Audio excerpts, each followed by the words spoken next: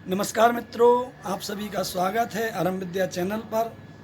आपने मेरे पिछले सभी वीडियो देखे और आप सभी का स्नेह प्यार मुझे मिला, इसके लिए आप सभी का बहुत बहुत धन्यवाद। जैसा कि आप में से कुछ दर्शकों का मेरे पास रिस्पांस आया कि छोटी छोटी सी बातें जो हमारे घरों में बहुत ज़रूरी हैं, उनको भी मैं आपके बीच में चर्चा करूं। तो सबसे ज़्यादा लोगों का प्रश्न था कि बच्चों का मन स्टडी में नहीं लगता है या फिर जो मेहनत करते हैं वो मेहनत के अनुसार फल नहीं पाते हैं। तो इस कोरोना काल में उनको अधिक से अधिक समय घर पर बिताना भी पड़ रहा है। तो क्यों ना मैं आज आपके बीच में अध्ययन कक्ष से संबंधित या विद्यार्थियों के अध्ययन के लिए क्या हम वास्तु का ध्यान रखें, इसके संबंध में चर्चा करता हूँ।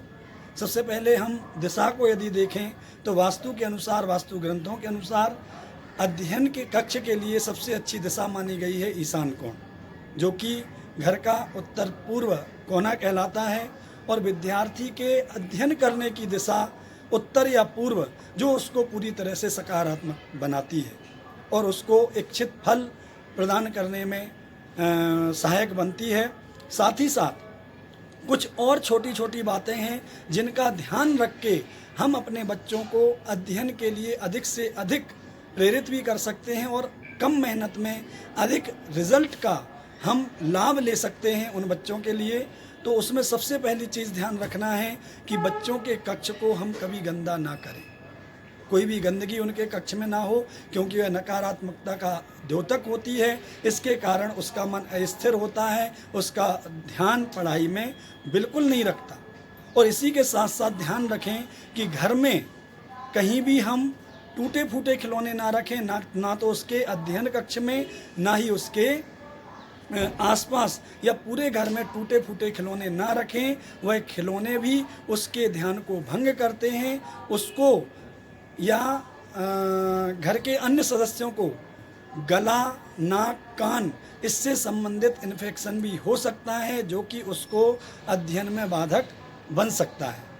साथ ही साथ ध्यान रखें कि किसी भी प्रकार से टूटी हुई घड़ी या बंद घड़ी हम उसके कमरे में या घर में ना रखें, क्योंकि वह घड़ी भी नकारात्मकता का द्योतक है, उसके विकास को अवरुद्ध करेगी।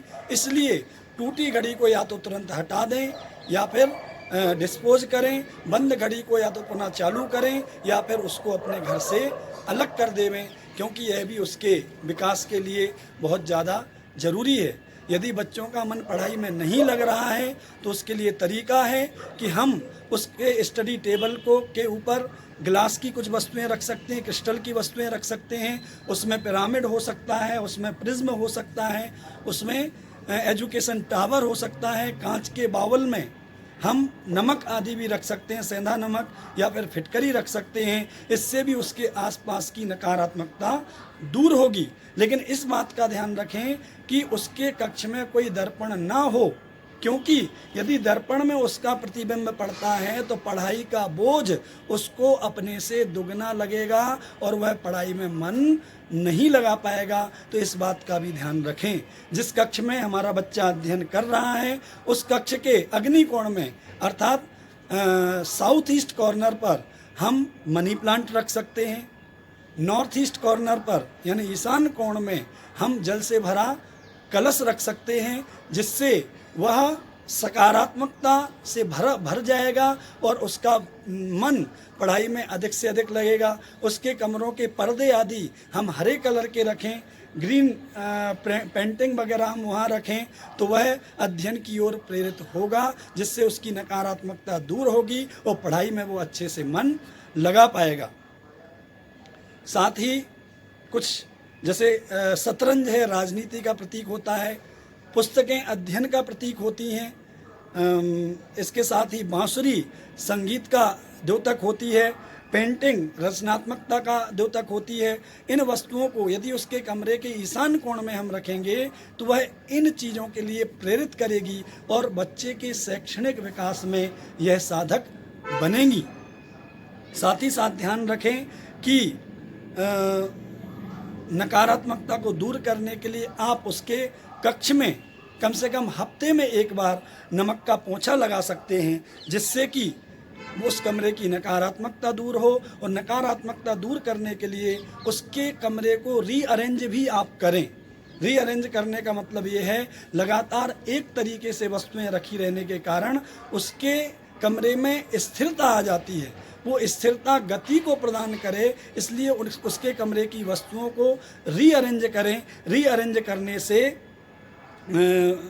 अस्थिरता, जो स्थिरता आ गई थी, वो गति प्राप्त करेगी और उस गति के कारण उसका मन पढ़ाई में लगेगा। इन बातों का यदि आप ध्यान रख लेते हैं तो फिर आप अपने बच्चों को अधिक से अधिक पढ़ाई में प्रेरित कर पाएंगे, पढ़ाई में उसका मन लगेगा, सकारात्मकता आएगी, और इस सकारात्मकता के कारण वह अपने विकास को पा पाएगा, वृद्धि को पा पाएगा, अपने जीवन में वह उन्नति कर पाएगा। इन छोटी सी बातों का ध्यान रख के आप अपने बच्चे का भविष्य अच्छा कर सकते हैं। साथ ही साथ और भी आप इस विषय में जानकारी पाना चाहें तो आप मुझसे चर्चा कर सकते हैं। इसके आगे ये तो सामान्य विद्यार्थियों के लिए मैंने चर्चा की। उच्च शिक्षा में लगे हुए विद्यार्थियों के अध्ययन कक्ष कैसा हो, किस दिशा में हो, उनको क्या सावधानियां रखना चाहिए, इसकी चर्चा मैं आपसे अगले वीडियो में करूंगा। लेकिन उसके पहले ज़रूरी है कि आप मेरे इस चैनल को सब्सक्राइब करें, वीडियो को लाइक करें, शेयर करें, अधिक से अधिक लोगों तक पहुंचाएं। और कोई भी वास्तु से संबंधित चर्चा आपको ज़रूरत है तो उस चर्चा को करने के लिए आप मुझसे संपर्क कर सकते हैं। आपका बहुत बहुत स्वागत है। धन्यवाद। नमस्कार।